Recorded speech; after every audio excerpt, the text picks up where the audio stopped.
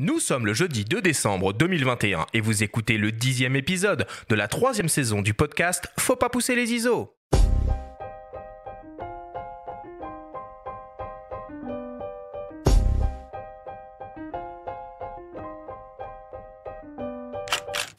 Bienvenue sur Faut pas pousser les ISO, le podcast entièrement dédié à l'image pour tous les passionnés de photos et de vidéos. Je suis Arthur Azoulay et cette émission vous est proposée par le magazine Le Monde de la Photo. Cette semaine, nous vous proposons la deuxième partie de notre grand guide d'achat de fin d'année avec le volet dédié aux meilleures optiques hybrides de 2021. Nous recevons pour l'occasion deux journalistes spécialisés, experts, l'incontournable Bruno Labarbère et Pierre-Marie Salomez du magazine Chasseur d'images. Cette émission vous est proposée en partenariat avec Sony et sa gamme de boîtiers hybrides plein format photo et vidéo pour les professionnels et les amoureux de la belle image.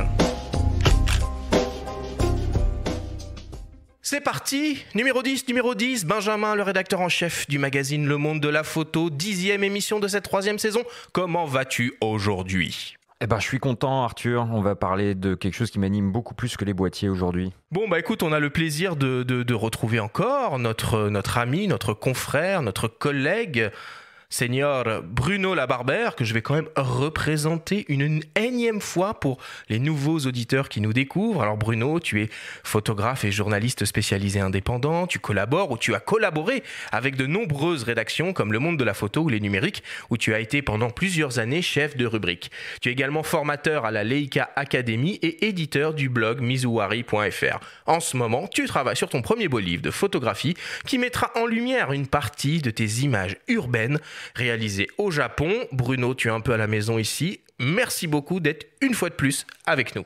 Eh bien, merci à tous les deux. C'est bien, j'apprends que je suis incontournable. Il va falloir en parler au rédacteur en chef pour qu'il me recrute. Ça devient un triumvirat, on dirait. Ouais, c'est Ferré, je suis le 3e consul. Ouais. Et pour t'accompagner, on retrouve pour la deuxième fois ces micros, puisqu'il était déjà là l'année dernière. Pour les guides de fin d'année, on a le plaisir de retrouver Pierre-Marie Salomez. Alors, tu es journaliste à la revue Chasseur d'images depuis 10 ans. Tu t'occupes entre autres des tests de matériel, appareils et objectifs. Pour toi, disséquer les caractéristiques d'un boîtier ne te fait pas peur, car tu es venu au journalisme lors de ta reconversion après avoir travaillé dans la recherche en physique et traitement du signal. Bonjour à toi Pierre-Marie, merci beaucoup d'être de nouveau avec nous aujourd'hui.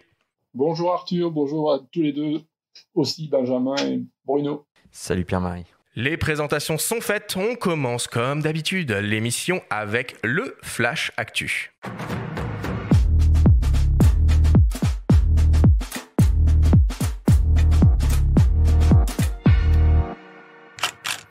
Cette semaine, dans le Flash Actu, Samyang lance plusieurs optiques pour le cinéma. Laowa propose un nouvel objectif ultra macro et Rode passe en version 2 son micro-cravate filaire.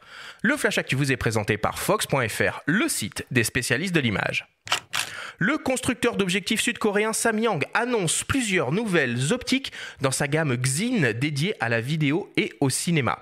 La première est une optique anamorphique avec un facteur de compression de 2 fois, capable de couvrir le format 24-36 mm et proposé en monture cinéma PL. Il s'agit d'un 50 mm avec un facteur de transmission de T2,3. Le constructeur annonce une totale compatibilité pour des séquences en 4K et même en 8K. L'objectif bénéficie d'une construction partielle en fibre de carbone pour un maximum de légèreté et une ergonomie cinéma avec des bacs crantés et motorisables pour l'ouverture et la mise au point, ainsi que des repères de distance sur le côté. Il exploite un diaphragme circulaire à 15 lamelles, il pèse environ 4 kg et mesure 20 cm de long. Aucune information quant à sa disponibilité ou son prix pour le moment.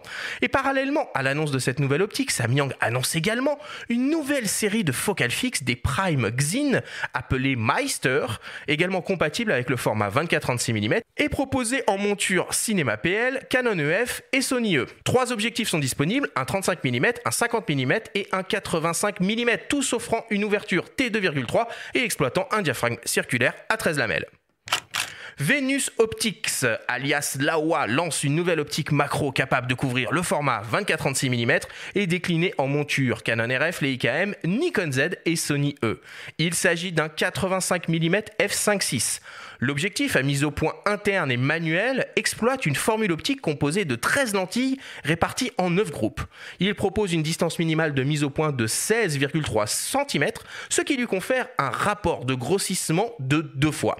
L'objectif est ultra compact et léger avec un poids de 259 grammes et une longueur d'environ 8 cm. Le Laowa 85 mm f5.6 2x ultra macro Apo sera disponible en janvier prochain. Son prix en France est encore inconnu, mais il est annoncé entre 450 et 500 $ sur le site du constructeur. Et enfin, pour terminer, Rode continue encore et toujours d'améliorer ses systèmes de micro et d'enregistrement à destination des vidéastes. Après la sortie du Wireless Go 2, son système d'enregistrement audio sans fil ultra nomade, voici venu le tour de leur petit micro-cravate filaire, souvent utilisé avec. Le Rode Lavalier 2 inaugure un nouveau design plat avec la capsule sonore installée sur sa face avant.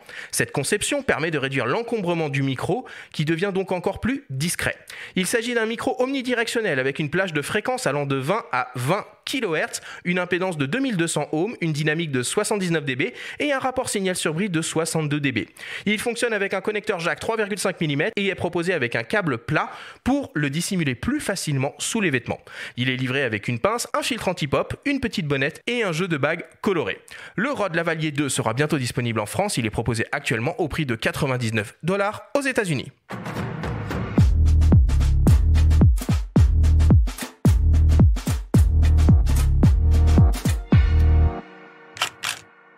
Bon, voilà pour l'actu des optiques. Samyang est très en forme côté vidéo et cinéma avec ses nouvelles Xin, Benjamin. Ouais, c'est un petit teaser avant l'émission de tout à l'heure. On va peut-être pas parler autant de vidéos. Là, c'est beaucoup des optiques aussi orientées vidéo. Ce qui est intéressant, c'est que comme Sirui aussi, on commence à voir des optiques anamorphiques à des tarifs beaucoup plus abordables que ce qu'on peut trouver de manière générale. Donc avec des boîtiers, on a parlé beaucoup du S5 la semaine dernière, mais les GH5 et S5, des boîtiers qui proposent la vidéo anamorphique à moins de 2000 €, ça devient intéressant pour les vidéastes qui veulent un rendu ciné sur leur projet. Tiens, Bruno, Pierre-Marie, est-ce qu'il y a l'un d'entre vous qui serait capable d'expliquer simplement ce qu'est une optique anamorphique? Pierre-Marie, peut-être? On va essayer de rester simple. Une optique anamorphique, en fait, ne traduit pas le champ observé, on va dire, en vertical et en horizontal dans la même échelle, ce qui permet donc de l'enregistrer de façon plus compressée en horizontal pour faire une vidéo. Et après, on va dire, elle est élargie, elle est remise au bon format pour avoir une image qui soit égale aux 2 dimensions, donc par l'appareil lors de la séquence, lors de l'enregistrement et plutôt même par les logiciels de traitement de vidéo. Ça permet de créer des images ultra panoramiques, très caractéristiques, voilà, des grands films de cinéma hollywoodiens et sans déformation, voilà. C'est ça. Ouais. C'est ça. Elle est capturée en général en 4/3 et redimensionnée en 16:9 sans déformation. Donc on a cette impression de grand angle et de promiscuité sans avoir la déformation caractéristique d'un grand angle ou d'un fisheye, par exemple. Et donc c'est ça, cette histoire de facteur de compression de 2 fois qui n'est pas forcément le même selon le type d'optique anamorphique. Non, après, ce qui est intéressant, c'est que tu as parlé de Samyang et d'Exin qui allaient sur le cinéma. On sent que ça attire pas mal de, entre guillemets, nouveaux opticiens parce que il me semble que c'est le chinois Seven Artisan ou TT Artisan qui sort ses premiers objectifs cinéma aussi. Donc il y a un marché vraiment à explorer là-dedans, plus je pense du côté des vidéastes que des cinéastes, au moins dans un premier temps. À voir si d'ailleurs Tamron va finalement se lancer sur ce créneau-là. C'est pas le cas. On sait que Sigma a une gamme ciné extrêmement développée et populaire dans le monde de l'audiovisuel. Donc on verra si Tamron suit cette stratégie en quelque sorte. Alors moi j'ai entendu parler un peu de Pentax. Il s'est passé une espèce de conférence au Japon un peu confidentielle. Il fallait vraiment creuser pour la trouver il y a quelques jours. Et il semblerait que serait à l'étude potentiellement une version monochrome du réflexe K3 Mark III et une version dédiée à l'astrophotographie. Un K3 Mark III monochrome, est-ce que ça aurait du sens, Pierre-Marie ? Pourquoi pas? C'est l'intérêt d'avoir des appareils qui sont monochromes, c'est de supprimer les filtres colorés donc de la matrice de Bayer donc qui permet de recomposer l'image à partir donc des 3 couleurs enregistrées. Donc l'intérêt, c'est de supprimer ce filtre, ce qui permet d'avoir une meilleure résolution de l'image, puisque chaque point reçoit la lumière qu'il reçoit et donc est transmis sur l'image. Après, oui, ça peut être intéressant. Après, bon, ça va être un marché de niche quand même. Alors déjà, Pentax, c'est déjà sur un marché de niche. Ouais. Bah, ceci dit, monochrome, c'est toujours intéressant, mais peut-être que ça aurait été mieux sur un GR. Ah, le fameux GR qui revient encore. À chaque émission, on en parle finalement de cet appareil. Ouais. Bah, on attend, nous, toujours le GR40X. Ou alors un capteur monochrome sur leur 645 dont on parlait avec Jean-Christophe il y a 2 émissions. Mais sur les moyens formats. Il continue à le produire, celui-là, je crois pas. Du coup, ce serait une bonne occasion de relancer la production, mais pourquoi pas? Ce serait peut-être pertinent. Ok, est-ce qu'il y a d'autres actualités que vous voulez qu'on évoque ici, que vous avez pu repérer, qui seraient passées entre les mailles du filet?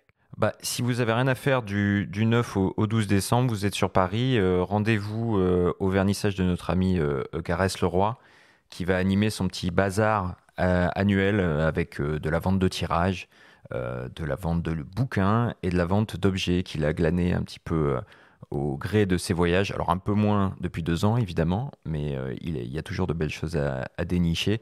Ça se passera dans le 11e, près de Oberkampf. Voilà. Garès Leroy, Amou, Daria, Bazar. Le rendez-vous est pris. Voilà pour l'actu. Je vous propose de passer à la story hebdomadaire de Benjamin. Alors cette semaine, tu vas nous emmener sur une exposition événement qui se déroule actuellement sur les Champs-Élysées. La story vous est présentée par Sigma. «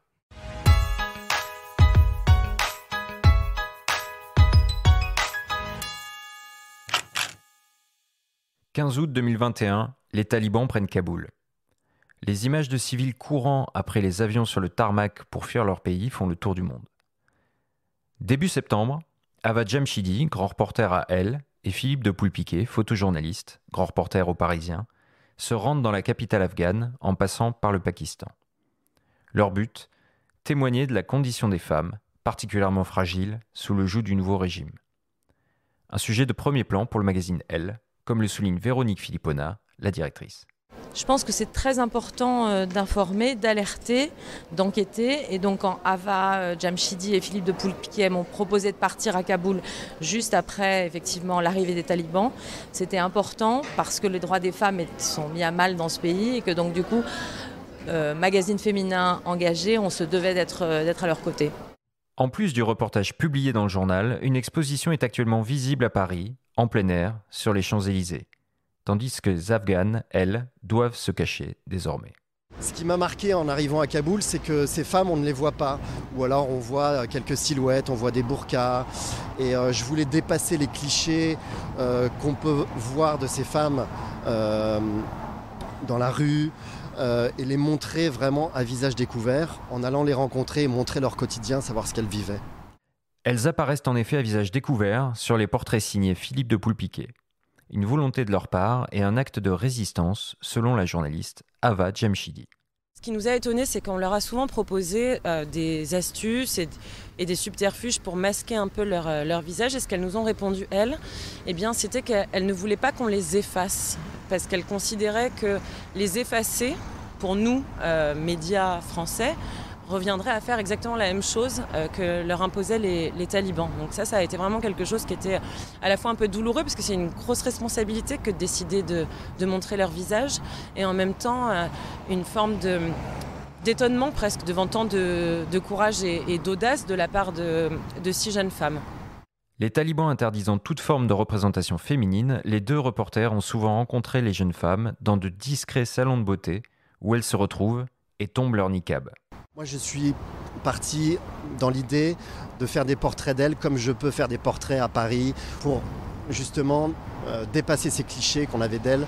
Et le fait de venir avec un réflecteur, de les éclairer, de faire des photographies comme je peux les faire en studio, elles se sont senties considérées.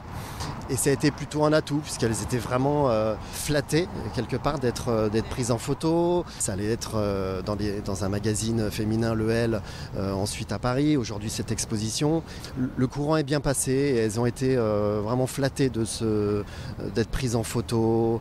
On a pris le temps, on les a suivies. Étant un homme, ça ça n'a pas gêné plus que ça et c'était une manière pour elle d'être mise en valeur. Parmi toutes les photos qu'il a prises, il y en a une qui le touche particulièrement et qui résume, à ses yeux, le quotidien de ces femmes afghanes.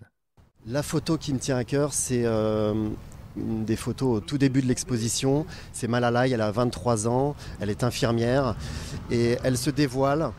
On peut distinguer déjà ses cernes, également sur son front une trace de son niqab, puisque toute la journée elle est enfermée dans ce vêtement qui la couvre entièrement. Et ces cernes qui montrent que ces femmes sont fatiguées. La plupart, il faut savoir qu'elles sont sous antidépresseurs. Et ses yeux bleus, elle montre sa bague, la main sur son cœur. Et je trouve que c'est un portrait qui résume à la fois la beauté de ces femmes, leur résistance face aux talibans. C'est une image que je trouve très belle de Malalai.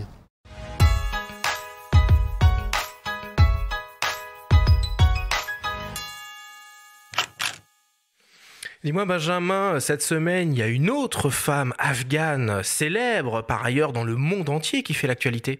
Oui, en fait, on la connaît tous, sans vraiment la connaître. Si je vous dis Sharbat Ghula, peut-être que ça évoque pas grand-chose, sauf pour les gens qui s'intéressent à la photo, dont on fait partie, puisqu'il s'agit de la fameuse afghane aux yeux verts, photographiée par McCurry dans les années 80, qui a fait la une de National Geo.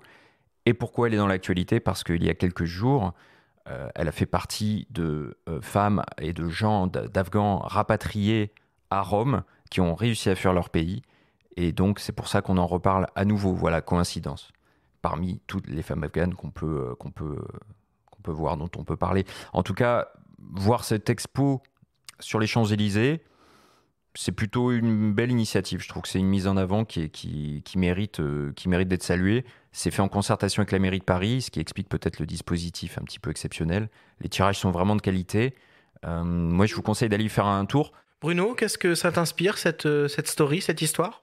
Je découvre l'expo, donc du coup, j'irai la voir après l'enregistrement du podcast pour Sharbat Ghula.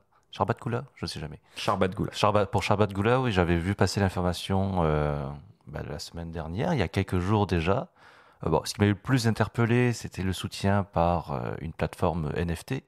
Et j'ai pas très bien compris ce qu'ils venaient faire là-dedans, mais oui, dans tous les cas, il faut sauver autant que faire se peut les Afghans. Mais je crois que ça fait 25 ans, 30 ans qu'on s'y prend pas très bien, de manière générale. Pierre-Marie, tu veux dire quelque chose ? Ça a été sous le feu de l'actualité photographique et même de la presse depuis le mois de septembre, en fait, l'Afghanistan. Maintenant, c'est un petit peu retombé. Malheureusement, je pense que oui, les problèmes durent depuis longtemps et dureront encore un moment, je pense. Oui, c'est pour ça que même ces reporters-là vont retourner sur place aussi, vont continuer le boulot. Et cette expo, elle est visible jusqu'au 17 janvier. C'est tout à fait vrai. Maintenant, c'est retombé. Le soufflet est complètement retombé. On en a parlé quand on voyait ces images de civils qui couraient après les avions. On va oublier petit à petit. Puis les talibans vont commencer à exercer leur pression et leur régime sur la population. Donc, là, on voit toute l'importance et le bien fondé du photojournalisme quand il est bien fait, c'est de révéler ce qui se passe vraiment dans ces pays-là, quoi. D'ailleurs, je savais pas, je découvre un peu que le magazine Le L fasse du grand reportage comme ça.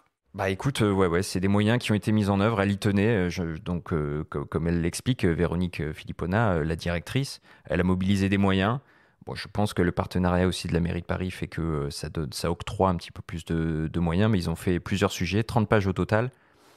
C'est conséquent, et envoyer aujourd'hui encore des reporters sur des terrains comme ça de guerre, il faut le saluer de la part d'un titre de presse. Ouais, ça devient très très rare.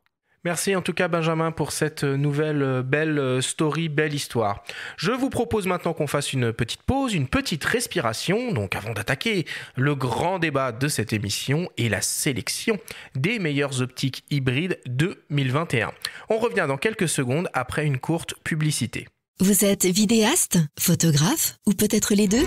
Alors, le Lumix S5 est fait pour vous. Cet appareil photo est un réel concentré de technologie dans un boîtier ultra compact. Avec son capteur plein format de 24,2 mégapixels, sa double stabilisation sur 5 axes et l'enregistrement vidéo illimité en 4K, vous pourrez créer votre plus beau contenu comme un professionnel. Tentez ! Jusqu'à Noël, profitez d'offres exceptionnelles. Jusqu'à 900 € de remise sur de nombreux kits comprenant le Lumix S5 ainsi que des objectifs polyvalents et lumineux. Modalités et informations disponibles sur le site panasonic.com, rubrique promotion. Nous sommes de retour dans Faut pas pousser les ISO avec les photographes journalistes spécialisés Bruno Labarbère et Pierre-Marie Salomès pour notre grande sélection des meilleures optiques hybrides de l'année 2021. Alors, nous avons décidé d'organiser notre guide comme l'année passée en fonction des types de focales. 3 catégories, les grands angles et les super grands angles, les focales dites standards et les longues focales qui incluent les téléobjectifs et super téléobjectifs. Alors avant de commencer, je vous propose d'écouter Xavier Delatullet qui s'occupe des tests d'objectifs pour le magazine Le Monde de la Photo. Il nous explique son protocole de test. On l'écoute. Alors, pour tester un objectif, il y a pas mal de choses à faire. Il y a des tests qui sont des photos normales, parce qu'avec ça, on voit déjà pas mal de résultats sur ce que donne un objectif. Ensuite, il faut choisir le bon appareil pour tester une optique. Ça fait partie des choses assez compliquées, parce que dans le principe, on prend l'appareil qui a la meilleure définition dans une marque donnée. Alors, dans les tests, ça va se faire sur des mires avec un panneau sur lequel sont collés des mires de définition et aussi des dessins divers qui vont permettre de tester la distorsion, le vignettage et même éventuellement les dérives colorimétriques. Il y a un autre élément qui sert à faire les tests, qui est un sujet type avec des objets difficiles à reproduire. Par exemple, sur ce sujet type, il y a des timbres, des objets réfléchissants avec des guillochages, des plumes, enfin tout plein de petits objets comme ça, dont on sait qu'ils posent des problèmes dans la résolution, dans le rendu. Et enfin, il y a une mesure qui est importante aussi, surtout pour les grands angulaires, c'est la mesure de vignettage. Pour ça, j'utilise une source uniforme qui est photographiée hors focus, de manière à ce que ça soit que le problème de l'objectif qui apparaisse. Il y a une appréciation visuelle sur différentes formes de mire, parce que en fait, suivant les appareils, on a des rendus qui sont différents sur les mires, donc ça, c'est fait à l'œil. Après, on fait des mesures plus précises, techniques, en utilisant la fonction de transfert de modulation. Avec ça, on peut savoir aussi ce qu'un objectif a dans le ventre, tracer une courbe et voir beaucoup de choses au niveau des aberrations chromatiques, par exemple. Ça se voit très très bien sur cette fonction de transfert de modulation. L'utilisation de l'objectif, c'est vraiment le mettre en situation, l'objectif, pour sentir l'intérêt qu'il a. C'est-à-dire qu'avec, je fais vraiment des vraies séances de prise de vue. Par exemple, il y a pas très longtemps, j'étais sur le nouveau 70-200 de Sony, celui qui est ouvert à 2.8 version 2. Cet objectif, je l'ai emmené dans différentes situations de prise de vue, en extérieur. J'ai fait aussi des photos sur un concert, parce que c'est typiquement une optique qu'on va utiliser dans un concert. Donc j'ai regardé comment il se prenait en main. Est-ce qu'il fallait mieux l'utiliser avec un monopode pour avoir une bonne stabilité, ou est-ce que la stabilisation de l'objectif et du boîtier suffisait à donner des bonnes images? Tout ça, je pense qu'on peut pas tester une optique seulement sur des mires. Il faut vraiment s'en servir. On se rend compte le travail immense qu'il y a derrière la réalisation d'un test d'objectif. Pierre-Marie, vous, comment vous procédez à chasseur d'images pour les tests d'optique ? Déjà, il y a aussi une chose à savoir, c'est que l'ancienneté de la revue fait qu'on a déjà testé énormément de choses, et quand un objectif arrive, en gros, il tombe dans nos mains, il tombe pas par hasard dans nos mains. C'est-à-dire qu'on a l'habitude de les prendre, d'en voir, donc on sent déjà un petit peu au ressenti comment il va être, la disposition des bagues, si c'est bien équilibré, si une disposition est plus maligne qu'une autre, s'il y a des choses s'il y a un déséquilibre qui apparaît. Après, ça, c'est un petit peu, on va dire, la partie où on prend l'objectif en main. Après, on passe évidemment sur des mires de test, comme l'a dit Xavier, sur le même principe, avec des mesures. Nous, on travaille avec le logiciel de DxOMark, qui nous permet donc d'avoir des mesures brutes, et après elles sont réinterprétées par nous-mêmes dans notre labo de mesure, ce qui nous permet de sortir, donc, comme l'a dit Xavier, donc des courbes qui donnent la qualité de l'objectif en fonction de l'ouverture, les défauts qu'il a, le vignettage, la distorsion, la déformation des images, un petit peu tout ça. Et après, donc nous aussi, donc on prend l'appareil, on prend l'objectif, et si on a un petit peu de temps, si on va sur le terrain, on fait des essais, on regarde un petit peu comment ça se passe. Et puis voilà, quoi. On essaye de faire le plus complet possible, dans le minimum de temps, parce que malheureusement, on n'a pas toujours énormément de temps pour tester les objectifs. Donc voilà. Oui, parfois c'est quelques jours seulement. On Oui, négocie ça, pour voilà, les avoir, mais... Et pour qu'on ait une idée, Pierre-Marie, vous testez combien d'optiques par an en moyenne? On va dire qu'on teste à peu près tout ce qui sort. Ok. Donc beaucoup. ça peut faire, oui, c'est ça, ça peut faire facilement une 50aine d'optiques. J'ai pas regardé exactement, je peux pas te dire comme ça à l'œil, mais je pense qu'il y en a pas mal, oui, quand même. Bruno, Xavier parlait d'une scène test. Je me souviens quand on avait conçu à l'époque où on était tous les deux à Focus et au numérique, la fameuse célèbre scène test. C'était un travail de titan quoi qu'on avait fait. Avec la Barbie là. Non, à côté de la Barbie, mais je me souviens, on avait commencé à y réfléchir peu après que je sois arrivé chez les numériques, donc on était en 2013, et elle commençait à vraiment bien tourner l'année avant que je parte, donc en 2017. Voilà, donc en gros, une scène test, on met 3-4 ans pour la redessiner, parce qu'il faut tenir compte des performances actuelles des objectifs et des capteurs. Il faut se projeter sur l'éventualité qu'ils nous sortent derrière les fagots un capteur de 100 ou 200 millions de pixels. Il fallait en plus, chez les numériques, tenir compte du fait que cette scène test était utilisée pour les smartphones. Donc, à la fois, il fallait que ce soit capable de tester un objectif sur un GFX 100S moyen format de 100 millions de pixels et sur un smartphone de 12 millions de pixels avec un capteur gros comme une tête d'épingle. Mais du coup, on peut pas tout tester de toute façon sur ces mires. Par exemple, un fisheye ou un super télé, je sais pas, un 800 mm à un moment, enfin 800 peut-être encore, mais on va se retrouver limité, non? Alors, il faut se débrouiller avec le propriétaire des lieux et il faut casser des murs. Parce que c'est bête à dire, mais des fois, en fait, c'est rigolo cette scène parce qu'on se rend compte qu'il y a des trucs très basiques. Comme tu dis, le 800 mm, des fois, il faut des pièces de 15-20 mètres de recul. Il faut des rails qui soient parfaitement perpendiculaires, à plat, parallèles. C'était toute une histoire, ça, les rails. On passe plus de temps, finalement, à régler son appareil, à régler ses lumières, qu'à déclencher, parce que déclencher, ça c'est facile, tu utilises le retardateur et à processer tout ça. Mais c'était une bonne expérience, surtout ce que j'en retiens, c'est la partie évoquée par Xavier des tests terrain. Ça, en vrai, c'est assez difficile, parce qu'une fois qu'on est sur le terrain, on vit dans une époque formidable, quasiment tous les objectifs font des bonnes photos, et finalement, c'est une histoire d'appréciation personnelle. On va en parler tout à l'heure, mais les objectifs à portrait, un objectif à portrait qui n'est pas parfaitement homogène à la pleine ouverture sur les bords.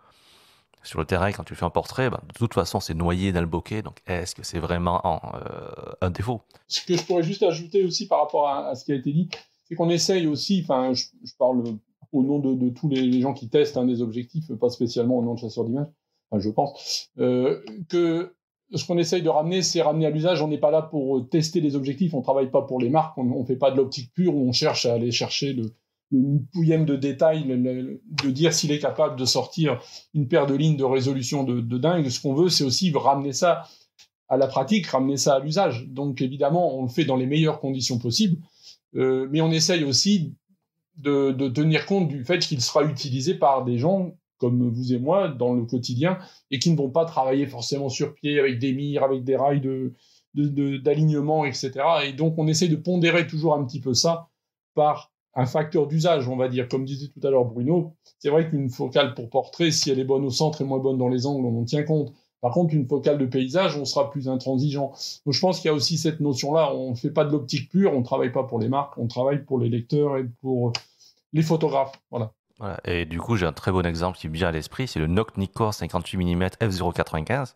Si on le teste que sur mire, voilà, c'est fantastique, c'est génial, sauf que c'est le trépied qui tient l'appareil photo, qui tient l'objectif.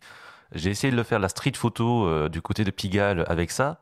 Bon, déjà, tu passes mise au point manuel, hein. Mise au point manuel, ouais. De nuit. Donc déjà, tu passes pas inaperçu. Et après, tu es très très très très content que il y ait du focus picking et que le capteur soit stabilisé.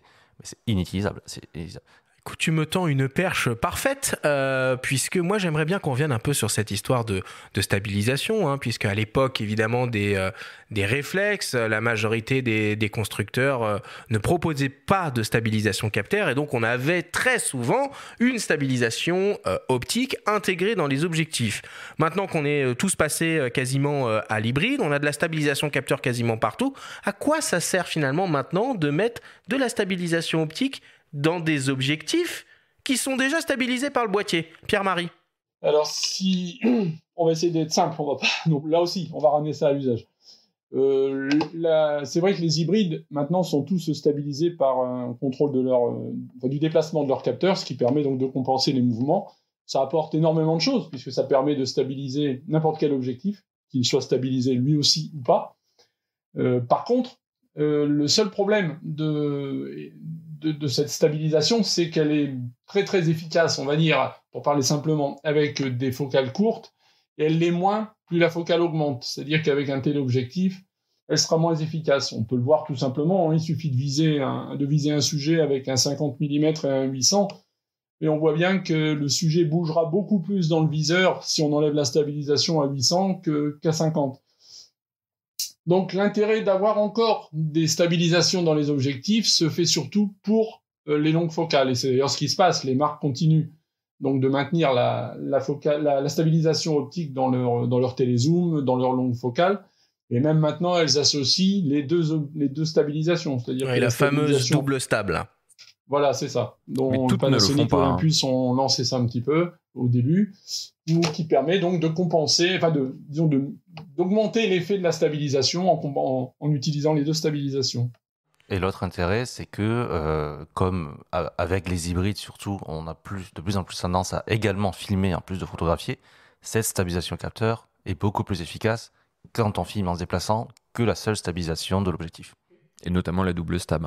Vous pouvez filmer avec un R6, un R5 ou un Lumix qui le permet, la double stab à main levée, ça marche très bien pour la vidéo, pour l'avoir testé pas mal de fois. C'est comme si on avait un petit DJI Ronin en permanence? Non, on va pas prendre des escaliers par exemple et avoir une impression de fluidité en montant ou descendant des marches ou ne serait-ce qu'en marchant. En revanche, faire rester soi-même stable tout en faisant un mouvement panoramique ou en essayant de capter une scène à main levée, ça oui, ce sera tout à fait possible. Faire croire qu'en marchant, on obtiendra quelque chose de fluide, comparable à une poignée stabilisée, ça c'est faux.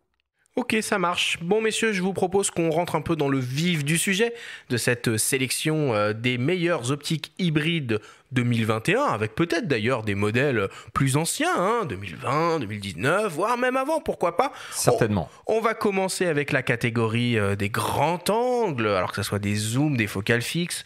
Évidemment, quand on pense grand angle, on pense paysage, on pense reportage, on peut penser portrait même, pourquoi pas.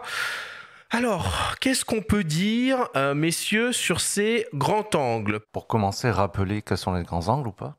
Ouais, à partir de quoi? De quand c'est un grand angle? Parce que 50, c'est le standard. On a déjà eu ce débat l'année dernière, il me semble. Je sais. On dit quoi, en dessous de 50, on est sur le grand angle? Moi, je dirais en dessous de 35. En dessous de 35, en dessous de 35. C'est pas mal. En dessous de 35. Ouais, 40, ouais, non, c'est ça là. Alors, je vais parler maths. En dessous de 35 inclus ou non? Parce que pour moi, en 35, c'est pas encore un grand angle. Mais pour pas mal de gens, c'est un 35. En dessous de 35, on va dire à partir de 28. Exactement. Peut-être qu'on peut parler de tendance. En grand angle, cette année, il y a eu pas mal de focales qui sont sorties, notamment des focales fixes, plusieurs 24 mm chez Sony, chez Sigma. Toi, est-ce qu'il y a des modèles qui t'ont marqué, Pierre-Marie, lors de tes tests sur le segment grand angle hybride en général? Oui. C'est vrai que cette année, c'est comme tu dis, Benjamin, il y a eu pas mal de focales fixes. Et en plus, ce que j'aime bien dans les propositions qui sont faites, c'est que ce ne sont pas forcément des focales fixes grande ouverture ou très grande ouverture. Ouais. On retrouve des objectifs qui ouvrent à 2, 2,8. Et je trouve que c'est bien parce que la tendance du moment était d'avoir les grandes ouvertures. La focale fixe était forcément synonyme de grande ouverture et malheureusement de grand prix, du coup, forcément, puisque ça coûte cher. Donc, en plus, le deuxième inconvénient de ces grandes ouvertures, c'est que les objectifs sont encombrants, lourds. Bon, on le sait quand on l'achète, il n'y a pas de tromperie sur la marchandise. Mais par contre, je trouve que d'avoir des focales fixes qui propose des ouvertures de 2, de 8, comme vient de le faire Sigma avec toute sa petite série Contemporary I, là, la série CI. Elle est belle celle-là, ouais.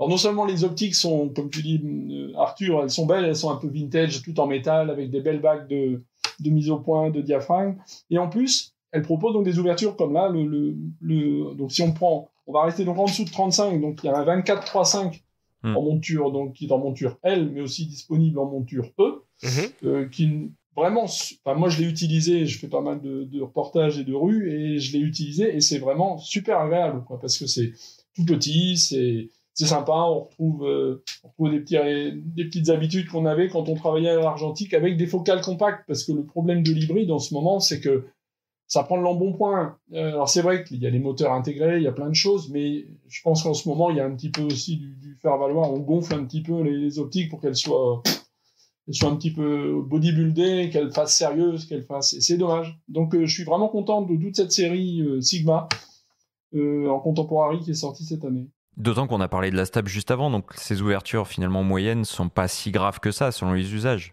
Et en monture Canon RF, alors outre les zooms par exemple extrêmement haut de gamme, là, l'équivalent de 16-35 de 8, est-ce qu'il y a des choses un peu plus abordables en grand angle chez Canon ?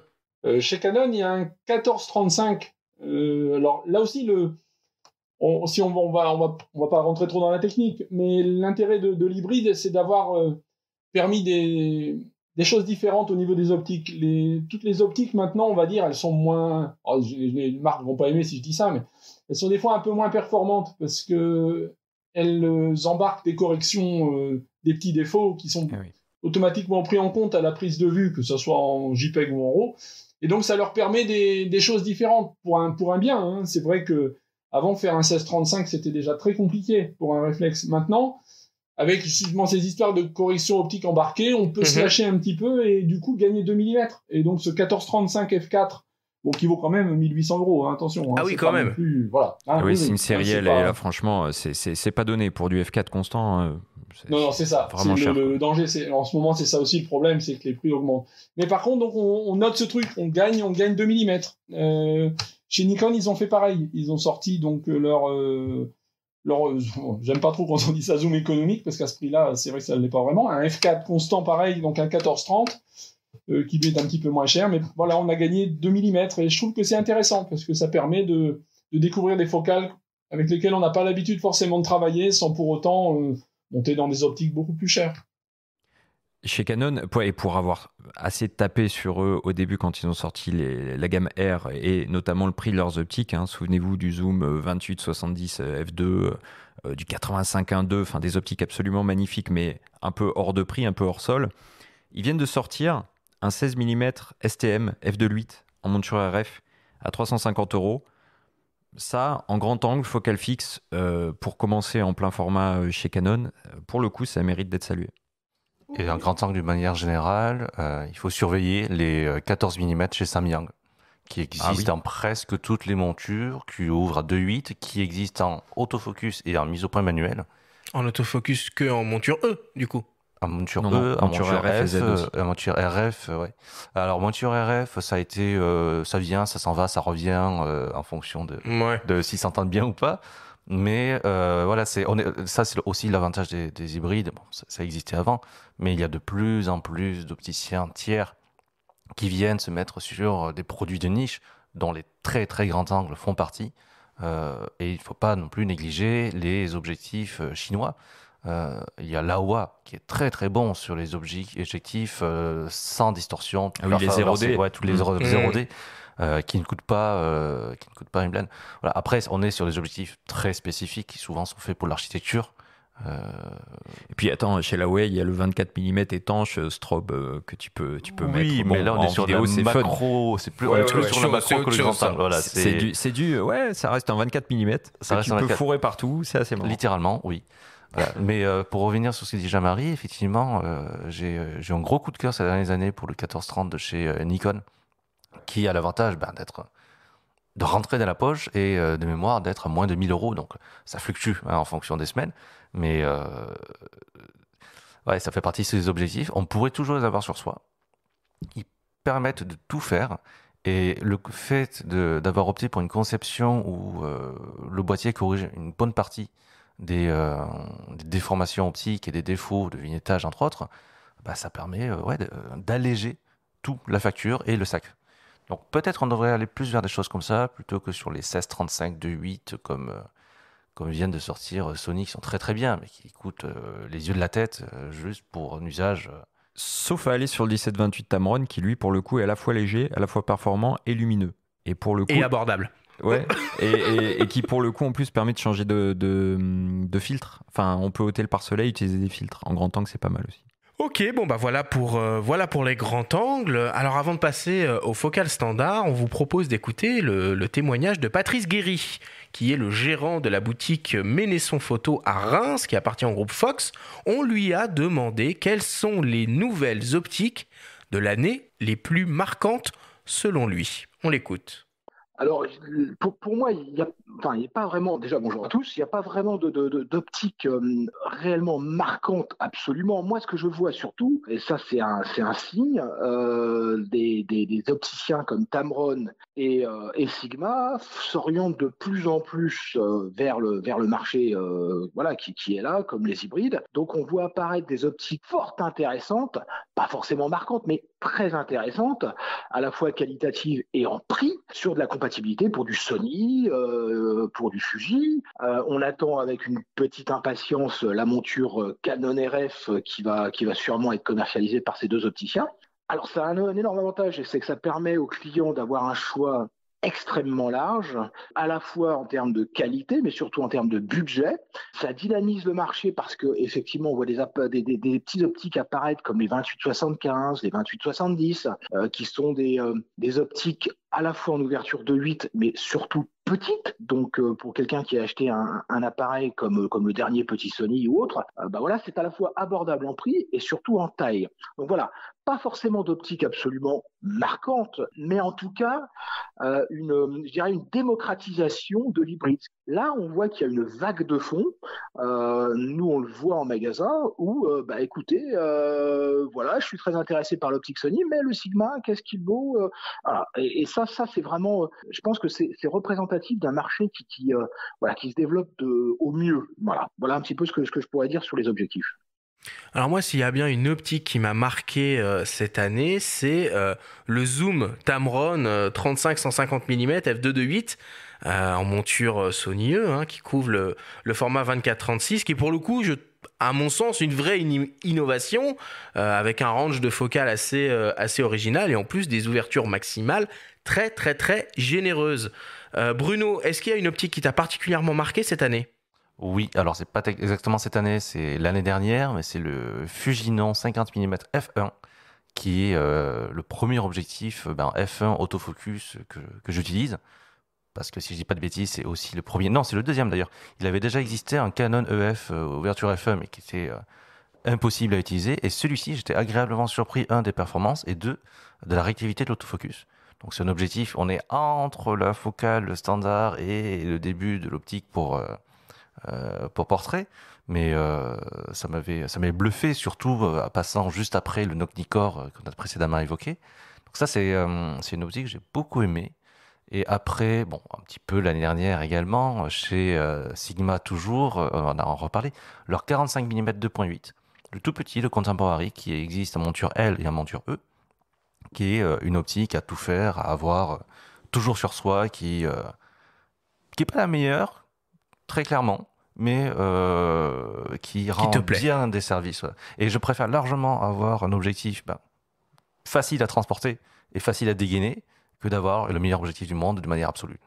Pierre-Marie, toi, il y a une optique qui t'a un peu marqué cette année ? Non, il y en a eu d'autres. Non, c'est vrai que le 50 mm f1 était quand même impressionnant parce que réussir à motoriser un objectif pareil en mise au point automatique, c'est vrai que c'était quand même un beau challenge. Non, moi, ce qui me plaît bien cette année aussi, c'est que les marques d'hybrides qui travaillent en hybride ont au début conforté une gamme avec des grandes ouvertures. Et la tendance actuelle, et c'est quand même d'essayer donc de démocratiser en proposant des objectifs qui sont un petit peu moins ouverts et un petit peu moins chers. C'est quand même intéressant parce que c'est vrai que dans toutes les gammes maintenant, on a en gros un f1.4. Si on prend une focale fixe, on a un f1.4 et on a un 2 ou un 2.8 équivalent. En zoom, on a le 2.8, mais on a aussi le f4. Alors, moi, je trouve que c'est vraiment intéressant parce que sinon, au bout d'un moment, on va perdre les gens. Enfin, moi, c'est vrai que j'aime bien les beaux objets, j'aime bien les optiques, j'aime bien les grandes ouvertures. Mais quand on voit le prix de ces objectifs, on va laisser du monde sur le coin de la route. Là, on va plus intéresser personne, quoi. On va devenir un des photographes élitistes et moi, ça m'intéresse pas. Donc, dès que je vois dans les gammes des 2.8, des f2, des zoom f4, avec des prix qui sont en dessous de 1 000 euros, moi, je trouve ça bien, quoi. C'est plus ça qui m'intéresse. Une tendance, comme disait d'ailleurs justement le revendeur là de Rennes, c'est ça. On constate que les marques commencent un petit peu, même si le marché est en repli, à essayer de considérer qu'il faut essayer d'attirer des gens, quoi. Et en attirant des gens, le seul moyen, c'est d'avoir des objectifs un petit peu moins chers quand même. Ouais, puis là, il y a Nikon qui a sorti encore une fois des focales fixes. Bon, on va considérer du coup par rapport à ce qu'on a dit que le 40 mm va être du standard. On peut peut-être se mettre d'accord là-dessus. Et ça devient intéressant. C'est des focales qui couvrent le 24-36, mais qui sont très abordables. Un petit peu comme le 16 mm STM de Canon dont on a parlé tout à l'heure. Et en micro 4 tiers, il y a OM System qui sort aussi un 20 mm 1.4, qui, ma foi, est extra plat, qui devient aussi abordable, quoi. Voilà. On n'est pas dans des budgets délirants et on peut s'équiper avec de belles ouvertures en focale fixe. Voilà, la bonne nouvelle, c'est que quasiment tout le monde a un 50 mm 1.8 à moins de 1 000 euros. On est encore loin de l'époque des réflexes où les 51.8 s'achetaient pour 150, 200 euros. C'est ça. Mais il y en a un chez Canon. Il y en a un chez Canon, le RF 51.8. Ouais, le STM. Ouais. Alors du coup, donc sur ces focales standards, donc à partir du 35 mm, mon cher Bruno, alors en focale fixe, on imagine un 35 ou un 50 mm, puis peut-être pour les zooms, le traditionnel 24-70 mm, qui soit en f4 constant, en f2.8 constant ou en 3.5, 5.6. Pierre-Marie, qu'est-ce que tu pourrais proposer comme optique dans les différentes montures, avec une approche, avec un bon rapport qualité-prix, ce qui te tient à cœur si j'ai bien compris? Il y a 2 zooms qui sont un peu, on va dire même 3, il y en a un petit peu dans toutes les montures. C'est un 24, alors chez Nikon, c'est le 24-200 qui vaut moins de 1 000 euros. Chez Canon, il y a à peu près le même qui est un 24-240 et chez Sony aussi, il y a le même type d'objectif. Alors c'est un tout en un. C'est vrai que c'est pour ça que je l'ai mis dans les focales normales parce qu'il permet d'aller du grand angle aux télé. Mais en voyage, je pense que c'est intéressant. Et là encore, grâce au progrès de l'optique qui concerne les hybrides, on arrive à des performances qui sont plus que très honorables. Moi j'appelle ça excellent parce qu'avoir un range de 24 à 200, c'est impressionnant, avec une qualité d'image qui est très bonne. Et celui qui veut pas changer d'objectif, celui qui veut partir en voyage léger, un 24-200, c'est pas mal. Il suffit de compléter justement par une petite focale fixe lumineuse qui correspond à notre pratique. Si on fait de la macro, on s'achète un 50 macro. Si on fait du portrait, on prend un petit 85, un 8. On fait de la street, on prend un petit 24 de chez Tamron, parce que tout à l'heure, on n'en a pas parlé, mais ils ont un 24 de 8 à moins de 200 euros, qui est en monture E et en monture E, c'est tout, pardon. Voilà, donc c'est peut-être une autre façon d'aborder l'équipement. L'hybride a apporté des choses qui... Je pense qu'il faut qu'on revoie un petit peu nous aussi, nous les pros et durs de la photo, là, une façon différente de s'équiper. Je me dis, tiens, oui, un 24-200, il y a 10 ans, j'aurais pas acheté ça. Et là, je me dis, pourquoi pas, parce que après, juste 1 ou 2 petites focales en plus dans mon fourre-tout, et hop, je suis le roi du pétrole, quoi. Donc, voilà, je pense que c'est un petit peu ça sur les focales normales. Je trouve que, voilà, pour sortir un petit peu du classique 35, 50 que tout le monde a dans toutes les gammes, ça, de ce côté-là, à prix relativement abordable. Bruno, le top du top en focale standard, qu'est-ce que tu pourrais recommander? En fixe ou en zoom? Les deux. Ah, les deux. Top du top, on va dire que ça va dépendre des montures, mais j'aime bien 2 zooms chez Tamron et chez Sigma, le 28-75 de 8 chez Tamron et le 28-70 chez Sigma, donc qui n'ont pas des amplitudes aussi élevées que les 24-200 évoqués par Jean-Marie. Mais qui sont de 8 constants. Mais qui sont de 8 constants, et qui permettent de tout faire, de le faire bien, de manière lumineuse, et qui sont disponibles dans la plupart des montures intéressantes. Voilà, c'est un petit peu le même débat, on en reparlera tout à l'heure que 150, 600. Au moment de l'acheter, vous prenez celui qui est le moins cher. De toute façon, vous n'avez pas de mire chez vous a priori, donc vous vous amuserez pas à faire la différence. Mais je reste un fervent adepte du 50 mm. Et même si je sais qu'on a fait plusieurs épisodes pour expliquer que les grandes ouvertures, ça ne servait à rien, un 50 mm quand même très lumineux, c'est quand même bien pratique. Et mon conseil, pour le coup, c'est d'acheter un objectif en monture M. Alors pas un Leica, parce que budget, mais en monture M, vous avez du Voigtlander, vous avez du Zeiss, vous avez du TT Artisan, du Seven Artisan, vous avez du Mitacone, voilà, bref.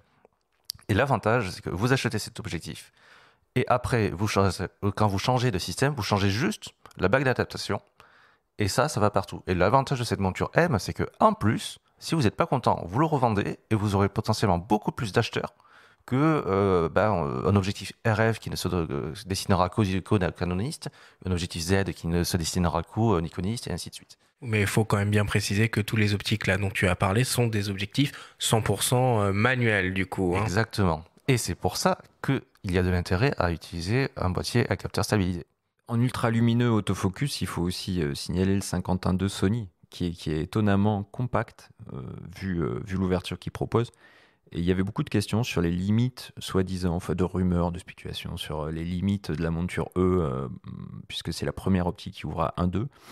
Et nous, les résultats des tests ont été assez stupéfiants. Je crois que Xavier était assez conquis. Ok, voilà pour les focales standards. Alors il nous reste une catégorie un peu à traiter, donc les longues focales avec les zooms, souvent les téléobjectifs, les super téléobjectifs. Alors avant de passer sur cette catégorie d'optique, on va écouter le témoignage de Nicolas Puget, qui est le gérant de la boutique Camara à Marseille. On lui a demandé quel serait ses conseils pour quelqu'un, peut-être un photographe débutant, qui a l'habitude de travailler avec un zoom polyvalent et qui aimerait se lancer avec une première expérience de focale fixe. On l'écoute. Alors, moi, la première chose souvent que j'explique à mes clients, c'est que la focale fixe est souvent le meilleur moyen de découvrir d'avoir des nouvelles émotions avec son appareil. Quand on a un petit peu fait le tour, souvent, voilà, avec un objectif, un zoom, on se cache un petit peu derrière. On cherche le meilleur cadrage, on joue de quelques millimètres en avant, en arrière, mais on oublie un petit peu de réfléchir. Et la contrainte de la focale fixe, elle va apporter en fait de la créativité, elle va obliger à changer son regard, à chercher finalement des choses auxquelles on n'aurait pas pensé avec un zoom. Et c'est vraiment pour beaucoup une révolution dans l'approche de la photographie pour les personnes qui n'ont jamais joué avec une focale fixe. La gamme, aujourd'hui, elle est quand même très riche pour les réflexes. Elle devient de plus en plus complète pour les hybrides. Donc, il faut vraiment réfléchir à quelle longueur focale on a besoin. Donc, ça dépend de l'usage, ça dépend de ce que l'on recherche, de la taille. Et là, je donne 2 conseils souvent à mes clients.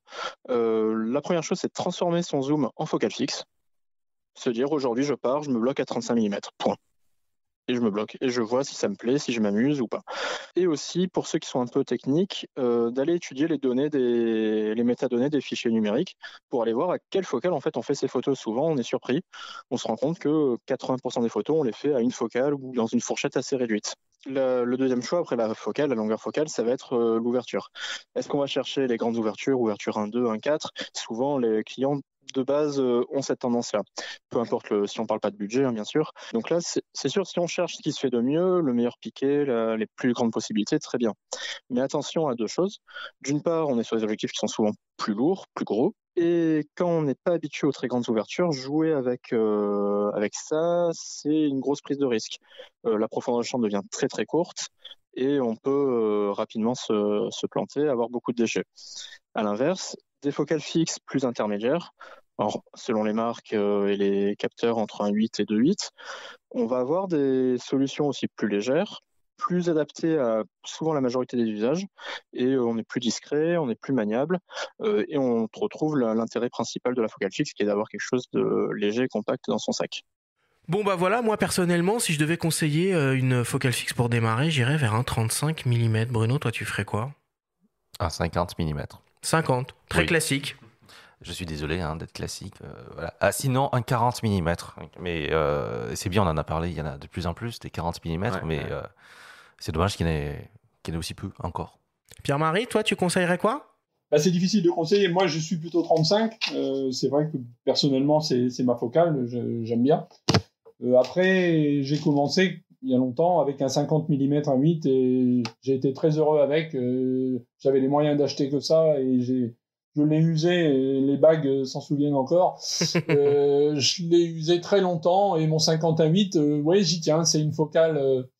Alors c'est vrai que le 35, j'y suis venu après parce que j'en ai rêvé. Donc voilà. Mais le 50 1.8 de mes débuts, j'aimais vraiment bien. Ouais. C'était vraiment une focale qui permettait de tout faire à moindre prix, et sans s'encombrer et en étant tranquille, quoi. Voilà. Et on n'a pas beaucoup parlé d'APS-C, on parle beaucoup de 24-36 depuis le début, mais chez Fuji, il y a des petites focales fixes qui sont assez redoutables, et notamment le 23 mm f2, enfin, c'est des optiques très très bien construites, résistantes aux intempéries, et on peut s'équiper en focale fixe à moins de 1 000 €, en monture X, vraiment, il y a de la qualité, et en micro 4 tiers aussi. Il y a vraiment de beaux modèles, des 25 mm 1.7, des choses comme ça chez Lumix ou chez OM System désormais. J'ai cité tout à l'heure le 20 mm 1.4 qui équivaut du coup à 1.40. Donc on peut s'équiper pour un coût relativement maîtrisé. Et vous avez toujours les opticiens tiers, donc notamment en monture Fuji, vous avez Viltrox qui fait un très bon 23 mm 1.4 qui est nettement moins cher que celui de Fuji, qui a pour seul défaut d'être vignetté sur le bord, mais on va dire que ça donne un look.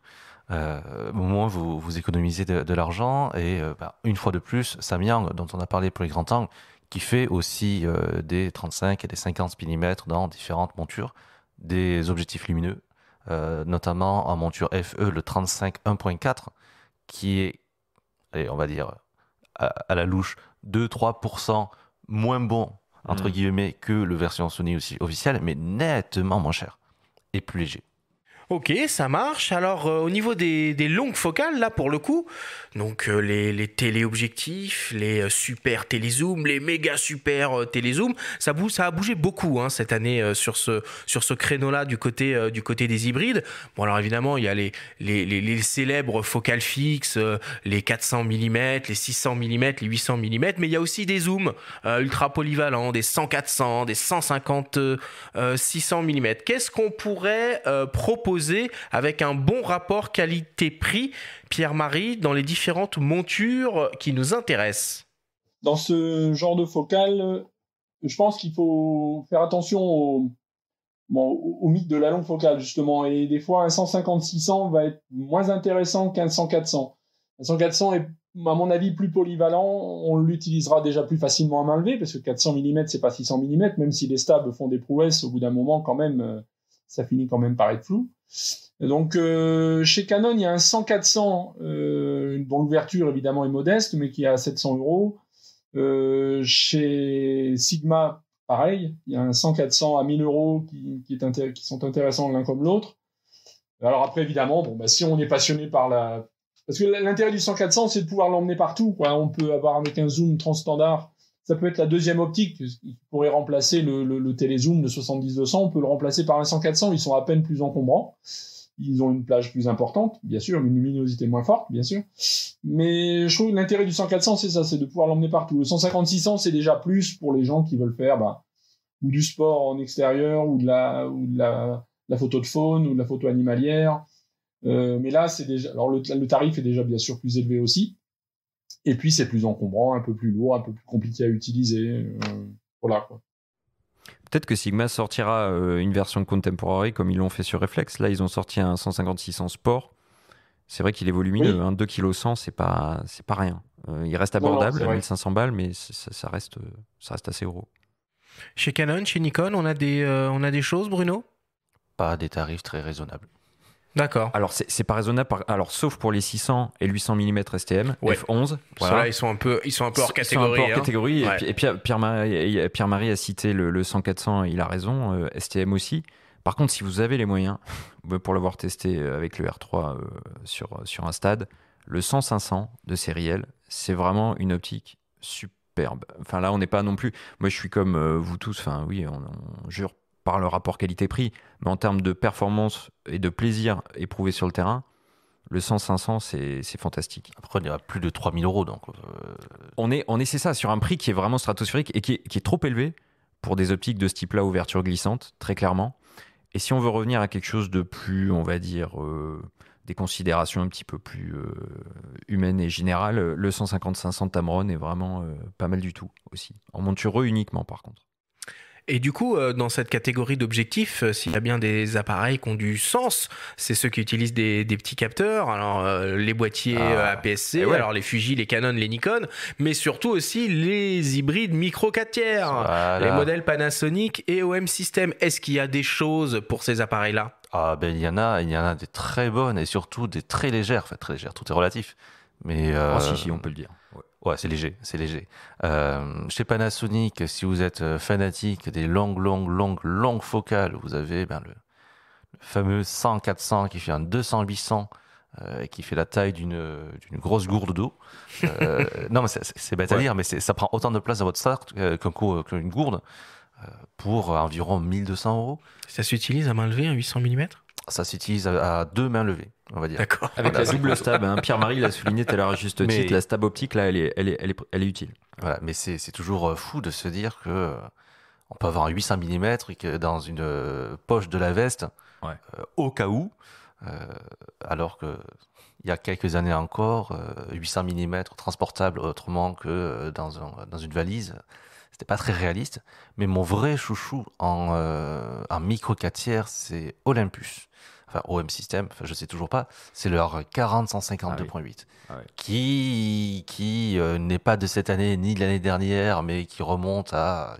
Il est sorti quand d'ailleurs ? 5-6 ans, je pense, quelque chose comme ça. 2015, 2016, voilà. Ça fait un petit moment. Ouais. Donc un 40-150 mm, 2.8 constant, avec une distance minimale de mise au point qui est toujours la même à toutes les focales, qui est non pas stabilisée, mais au moins protégée contre les poussières et les infiltrations d'eau.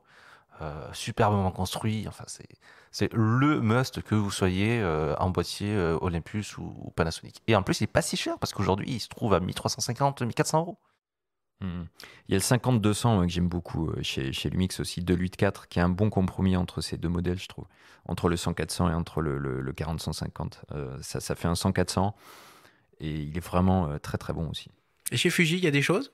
Chez Fuji, il y est toujours d'ailleurs, un 55-200 qui est dans les 700 €, qui est une focale, et ils viennent de sortir, on va dire, ils l'ont modernisé, ils l'ont réactualisé en changeant un petit peu la plage de focale, puisqu'ils viennent passer à 70-300, donc qui complète un petit peu mieux leur zoom transstandard qui est maintenant un 16-80, donc du coup on arrive à aller de 16 à 300 en deux zooms, et qui vaut 800 €, le 70-300. Il est intéressant, il est assez compact, et comme en plus c'est sur du capteur APS-C, on arrive quand même au 450 mm, donc on retombe un petit peu sur le même principe que le 100-400 sur un 24-36. Là, on a un 70-300 sur un Fuji, c'est plus compact, on peut l'emmener partout. Ça, moi j'aime bien pour ça le format APS-C. Je trouve que c'est vraiment on va dire le plus polyvalent, quoi. Il répond bien en haute sensibilité. Il est un petit peu plus compact que le 24-36, un petit peu meilleur que le micro 4 tiers. Enfin, je trouve qu'il a tous les avantages. Malheureusement, en ce moment, les marques ont un petit peu de mal à y retourner, quoi. En même temps, l'acheteur rêve du 24-36, hein. Voilà, c'est comme ça, le marché est ainsi. Mais c'est dommage, parce que c'est vrai que le format APS-C apporte quand même énormément de choses, et la différence de qualité d'image est faible même en haute sensibilité, il y a peut-être 1 ou 2 sensibilités d'écart. On est à 3002, 6004, donc qui photographie tout le temps à 3002 ? Enfin, voilà. De toute façon, je pense que cette gamme, cette monture X de Fujifilm va s'étoffer, hein, puisqu'ils ont ouvert très récemment la monture, et on a déjà Tamron qui s'est positionné avec un zoom ultra transstandard pour le coup, un 18-300 mm si je me rappelle bien. Il y a Samyang qui est en train de s'intéresser à ça, et j'imagine qu'en toute logique, Sigma devrait proposer des choses dans les mois ou les années à venir. Mais d'une manière générale, ceci dit, contrairement aux deux autres catégories, il n'y a pas encore d'opticiens chinois récents qui s'intéressent aux téléobjectifs. Donc c'est. Comment tu l'analyses, ça ? Trop cher, trop un marché de niche ? Ouais, c'est les deux simultanément. Et surtout, c'est une histoire de savoir-faire qui n'est pas le même que pour du grand angle ou de la focale standard, dont les formules optiques sont relativement standardisées justement et bien connues. c'est un développement qui est vraiment, vraiment différent, le téléobjectif. Il y en a, mais c'est des optiques à miroir, un peu particulières, chez Tokina et chez Samyang, un 508. c'est spécial, ça. Voilà, Ouais, c'est le catadioptrique, Ouais. c'est vieux le catadioptrique, ça a presque un siècle.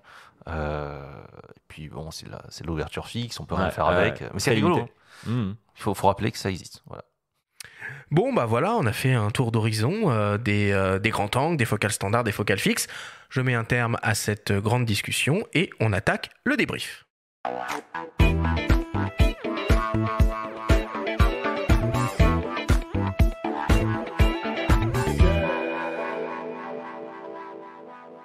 Nous sommes toujours avec les journalistes Bruno Labarbère et Pierre-Marie Salomès du magazine Chasseur d'images pour notre grande sélection des meilleures optiques hybrides 2021. Bruno, Pierre-Marie, si on devait essayer de résumer et de synthétiser en quelque sorte l'essentiel des informations à retenir de notre discussion, qu'est-ce que ce serait ? Bruno, c'est toi qui commences. Je dirais que ce que l'on en retient, c'est que l'hybride est mûr. Ce qu'on lui reprochait il y a encore pas si longtemps, c'était de ne pas avoir assez d'objectifs. Et là, la discussion a bien prouvé que dans toutes les gammes, toutes les montures, toutes les tailles de capteurs, on était capable d'aller du très grand angle au téléobjectif. Donc, pour les personnes qui étaient encore réticentes à l'idée de passer sur ce genre de boîtier, ça fait un contre-argument à moins. Donc ça, c'est une excellente nouvelle. Une deuxième très bonne nouvelle, c'est que pour la plupart des montures et des tailles de capteurs, on a à la fois les objectifs des constructeurs et les objectifs tiers. Donc là, la bonne nouvelle, c'est que ce soit que vous ayez un budget de quelques centaines à plusieurs milliers d'euros, vous finirez par trouver votre bonheur. Et pour la deuxième, je ne volerai pas à Jean-Marie son propre argument des objectifs avec un range allongé et peut-être des ouvertures plus faibles plus faibles qui permettent d'envisager des achats qu'on n'aurait pas fait avant. Mais là, je préfère laisser la main du coup à Jean-Marie. Pierre-Marie, désolé Pierre-Marie. Il n'y a pas de souci. C'est vrai que sur cette année, ce qu'on peut remarquer, on l'a dit tout à l'heure au début, c'est que commence à y avoir un enrichissement de la gamme optique et donc une diversification avec des objectifs qui sont un petit peu moins chers, même si ça reste encore cher, parce que quand même l'hybride, par rapport au réflexe, l'hybride est quand même beaucoup plus cher encore en ce moment au niveau des tarifs. Le marché en repli explique cela, il y a moins de pièces à vendre et forcément, voilà, quoi. C'est pas compliqué à comprendre. Donc je pense qu'on va pas s'en aller vers une diminution des tarifs, donc c'est très bien, moi je pense, de voir arriver des objectifs qui soient un petit peu moins chers, alors un petit peu moins ouverts pour certaines, mais c'est des compromis qui sont intéressants, surtout que les hybrides, comme on l'a dit, sont pratiquement tous stabilisés, donc ça permet de compenser un petit peu les flous de bouger de l'opérateur. Et puis oui, moi c'est vraiment ça que je retiens avec l'arrivée à l'hybride, c'est que moi en tant qu'expert, jamais je serais allé sur un 24-200 et finalement je me dis, oui, c'est pas forcément bête.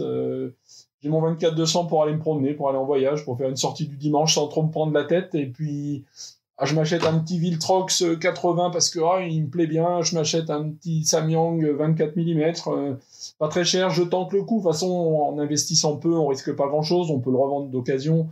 Je pense qu'il faut aussi pas se précipiter. C'est l'idée de se dire, à 24-200, bon, on voit si on débute, bien sûr, si on débute, on voit ce qu'on fait, on voit les focales qui nous intéressent, on voit ce qui nous plaît, puis après, on regarde. Et puis, on choisit en fonction de sa pratique. Voilà. Et surtout qu'on peut le compléter, ce genre de zoom, avec des focales fixes. Et ce qu'on peut dire aussi sur toute l'année, c'est qu'il y a eu quand même beaucoup de focales fixes qui sont sorties. Particulièrement, il y a une sorte de retour de ce type de focale pour apprendre. C'est pas mal aussi, pour se faire l'œil. Moi, je recommande souvent ça aux gens. Quel est l'acteur finalement hybride qui propose le plus de choix d'optique, le système ? C'est toujours... Alors, c'est pas forcément Sony lui-même, mais en tout cas, la monture Sony FE, c'est de très très loin la plus fournie. Il suffit de regarder n'importe quel site marchand. Dès qu'on clique sur l'onglet Sony FE, il y a tout de suite 14 pages d'objectifs. Quand on clique à côté sur, au hasard, Canon RF, il y a 2 pages, 3 grand max. C'est un avantage et c'est aussi un énorme inconvénient parce que quand on se retrouve avec 14 variantes autour de 50 mm qui vont de 150 à 4000 euros, la personne qui veut s'équiper, c'est pas forcément toujours qui fait quoi, pourquoi, comment c'est justifié. Voilà, c'est un piège. C'est un piège. Mais au moins, il a le choix. toute façon, ça a toujours été la stratégie de Sony, d'ouvrir quasiment dès le début les caractéristiques de cette monture E. Alors Fujifilm vient de le faire.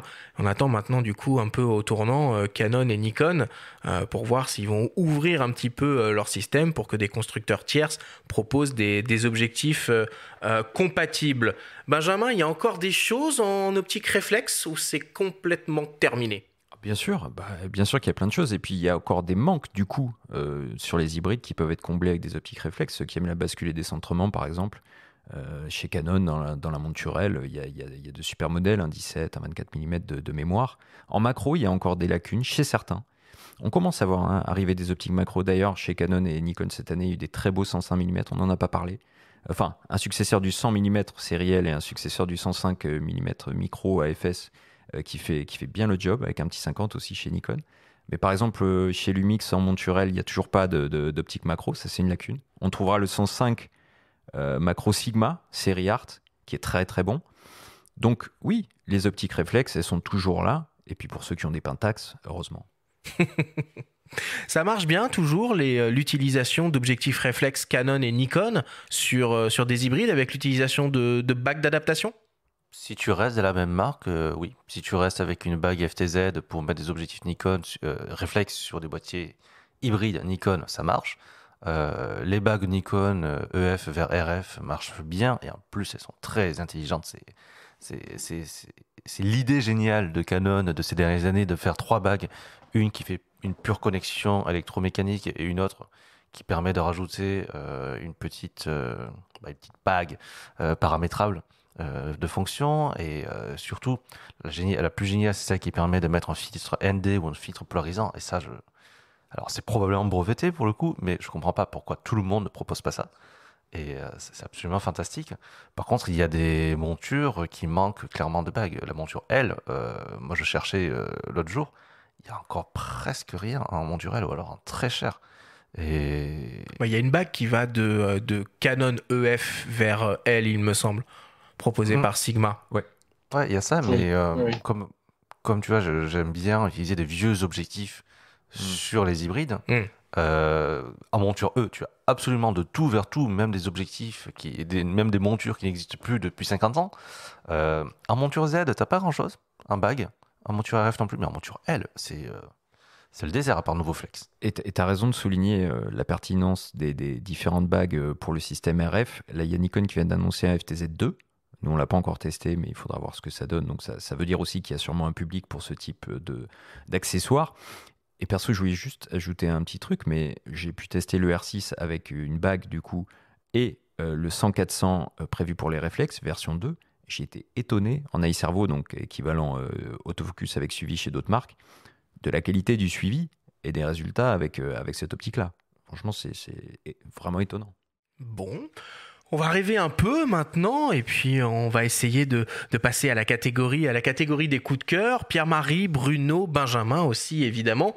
Quels seraient vos coups de cœur, toutes marques confondues, tout budget confondu, dans ces 3 catégories de focales qu'on a évoquées, à savoir les grands angles, les focales standards et les téléobjectifs. Pierre-Marie, est-ce que tu veux commencer?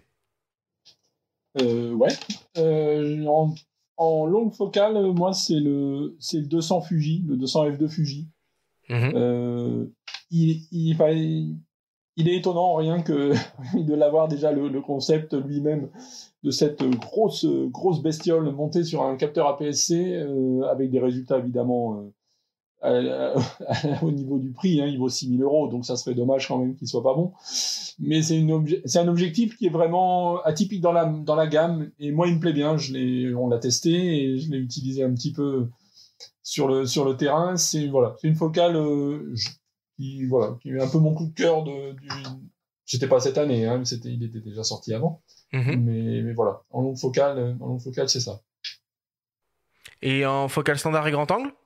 Alors en focale standard, j'ai pas de, on va dire là je suis pas tout budget, moi là j'aime bien les trucs pas chers, donc le petit 20-4 là, le nouveau d'OM System d'Olympus, je trouve que c'est un chouette petit truc, il me plaît bien, je l'ai essayé, Le 40 mm est à la mode en ce moment, hein, ça vient du monde de la vidéo, là, tous les vidéastes utilisent le 40, donc un petit peu dans toutes les gammes, on retrouve le 40 mm. Et je l'ai utilisé, je trouvais qu'il était vraiment intéressant à utiliser. Le boîtier est petit, on l'emmène partout, on redécouvre une façon différente de filmer. C'est pas un 35, c'est pas un 50. Donc voilà, c'est un peu mon... Moi aussi, ça m'a fait du bien. Je me suis retrouvé, à changer un petit peu ma façon de voir en travaillant en 40 mm. Donc c'est lui, c'est le 21-4. Et pour terminer, voilà. en grand angle ? En grand angle, là, j'ai pas trop de coup de cœur parce que je trouve que c'est des outils qui se ressemblent tous, donc ils sont tous bons, okay. Ils sont tous, voilà, ils sont pas, pour moi, ils sont pas personnalisés, enfin, ils sont pas, comment on va dire, ils sortent pas de l'ordinaire, donc voilà, j'en prends un, ça me va, voilà. Ça marche. Bruno, tes coups de cœur? Je n'en ai pas en téléobjectif parce que c'est vraiment des focales qui ne me parlent pas. Je sais pas quoi en faire. Enfin, quand on me les fait tester, je les utilise, mais comme je suis trop habitué aux 50 mm, j'ai du mal à regarder des sujets qui sont à plus de 3 mètres. Mais en coup de cœur, j'ai beaucoup aimé le 40 mm f2 de Nikon. Moi, je trouve ça cool. Désolé, hein, c'est le retour des 40 mm. Et aussi, en f2, le 24 mm chez Sigma. Mm-hmm. On reste sur des objectifs qui sont compacts, qui sont encore suffisamment lumineux et qui ne coûtent pas trop cher. Et qui coûtent moins cher que les boîtiers sur lesquels ils sont montés. Donc ça, c'est une bonne chose. Mais si on parle de vrais coups de cœur, budget illimité, une marque que j'affectionne beaucoup, c'est Leica, qui cette année a sorti un Summicron 35 mm apo asphérique, qui ne coûte que 8 000 € si ma mémoire est bonne, et qui a un truc génial, c'est que la mise au point minimale est à 30 cm. Ce qui a l'air de rien comme ça, mais normalement les objectifs télémétriques, ça va jusqu'à 70 cm, et puis après on a le problème de triangulation, et là ils en ont fait un qui descend à 30 cm, donc ils ont bien... Soit ils nous préparent un truc, par exemple un M11 qui serait capable d'aller jusqu'à 30 cm, soit ils ont vraiment bien intégré le fait que leurs objectifs étaient utilisés sur autre chose que du M. Et par contre, ils n'ont toujours pas intégré qu'on n'ait pas tous 8 000 € pour un 35 mm. Bon, ça c'est la vie, on va dire. Merci Bruno. Et toi, Benjamin, tes coups de cœur? Le coup de cœur cette année, il est totalement déraisonnable. Alors, c'est pas du 8000 balles, comme vient de le dire Bruno, mais enfin, c'est assez déraisonnable pour une focale fixe téléobjectif. C'est un 135 mm f1.8 G-Master que j'ai testé avec l'Alpha 7 IV. Donc, c'est pas une optique qui est sortie cette année. Mm-hmm. Elle vaut 1 800 €. Mais c'est vrai que j'ai rarement éprouvé un tel plaisir à utiliser une longue focale. Et la qualité des images obtenues m'a subjugué. Et dans les focales standards et les grands angles, t'aurais des petits chouchous? Ouais, je vais rapidement citer aussi le 100-400 que j'aime beaucoup, de manière générale, comme plage de focale pour les télés, très polyvalente. Et dans les standards, ouais, en APS-C, j'ai envie de reciter le 23 mm f2 de Fuji. C'est vraiment il y a toute une série de focales fixes qui est très sympa. Tout comme le 35 mm f1.8 chez Lumix, qu'on trouvera aux côtés de 3 autres optiques qui ont exactement les mêmes gabarits. Donc si vous voulez investir, si vous faites de la vidéo, vous voulez calibrer votre poignet stabilisé, vous pouvez calibrer un 24 mm et vous pourrez ensuite monter sans refaire les réglages, un 35, un 50, un 85, un 8, c'est pas mal. Ça fait gagner du temps. Bon, écoutez, merci beaucoup pour toutes ces explications.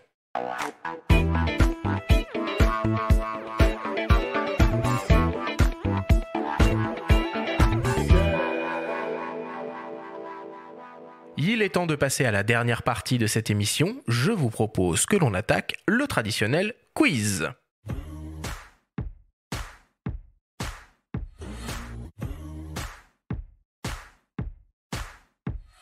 Le principe du quiz est très simple. Nous avons reçu des questions de la part de nos auditeurs qu'ils vous ont posées via notre compte Instagram en lien ou non direct avec le sujet de cette émission.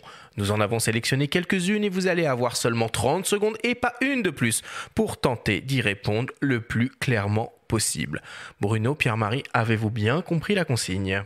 Oui, Jean-Pierre. Oui. Je commence avec une première question qui t'est destinée, monsieur Pierre-Marie Salomez. Il nous vient d'un certain Thibaut Muraro. Thibaut se demande si le prix plus élevé des optiques Canon RF est justifié en comparaison avec d'autres marques. Non, le prix n'est pas justifié. C'est juste un choix du constructeur d'avoir tarifé ses objectifs plus haut que le reste. La tendance, de toute façon, elle est au repli du marché. Donc, comme je l'ai dit tout à l'heure, les prix ne vont pas baisser puisqu'on vend moins de pièces et les recherches et développement coûtent très cher. Répartis sur les optiques, ça sera forcément plus cher. Merci beaucoup, Pierre-Marie. Parfait, 30 secondes. Deuxième question qui t'est destinée, Bruno, et qui nous vient d'un certain Renteflow. Il se demande s'il existe une différence de qualité d'image entre le 24-70 mm Leica SL et la version Sigma. Je sens qu'il me demande ça parce qu'il a récemment acquis un SL2S. Et en vrai, je sais pas. Je sais pas parce que j'ai pas eu le Leica entre les mains. Je suis pas sûr qu'il y ait des grosses différences. Le mieux que je pourrais lui conseiller, c'est d'acheter les deux et de rendre celui qu'il aime le moins. Mais les suspicions vont sur une paternité Sigma du Leica, avec des différences de finition différentes. Qu'il achète le Sigma, ça va très bien.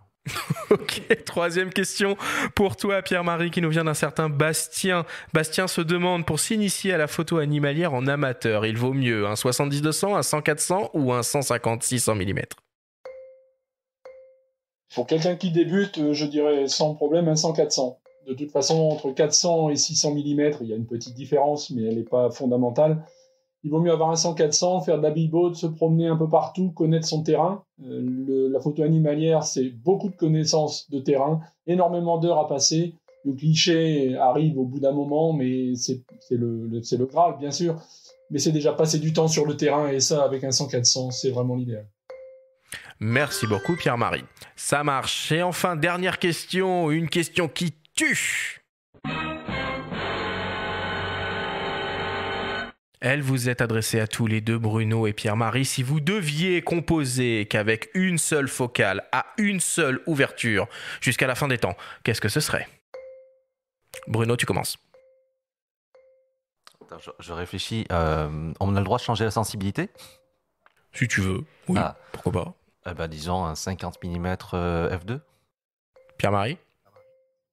L'ouverture de travail, 35 f5.6. Benjamin? Ce sera un 40 f2. J'ai appris avec ça et je resterai avec ça et je l'utilise toujours. C'est parfait. Je vous remercie beaucoup, messieurs. Moins de 30 secondes pour répondre à cette question qui tue.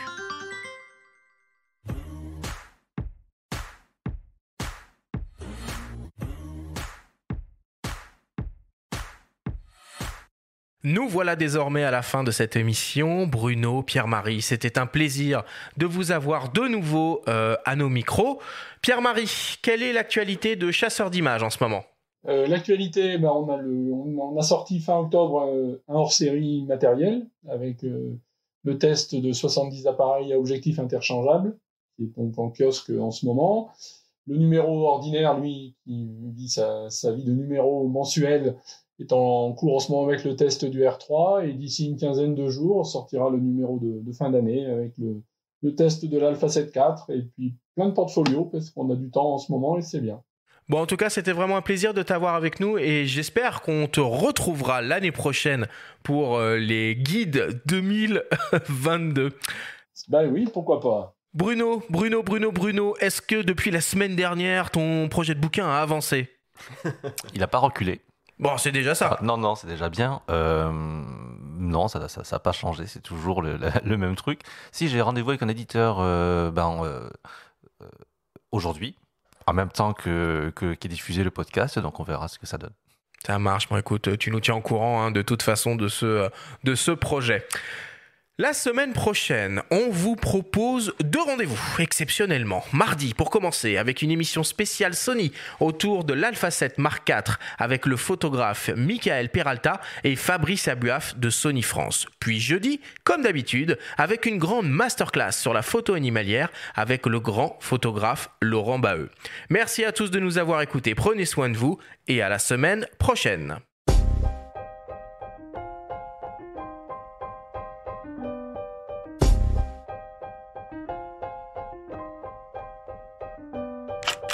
C'était Faut pas pousser les ISO, le podcast entièrement dédié à l'image pour tous les passionnés de photos et de vidéos.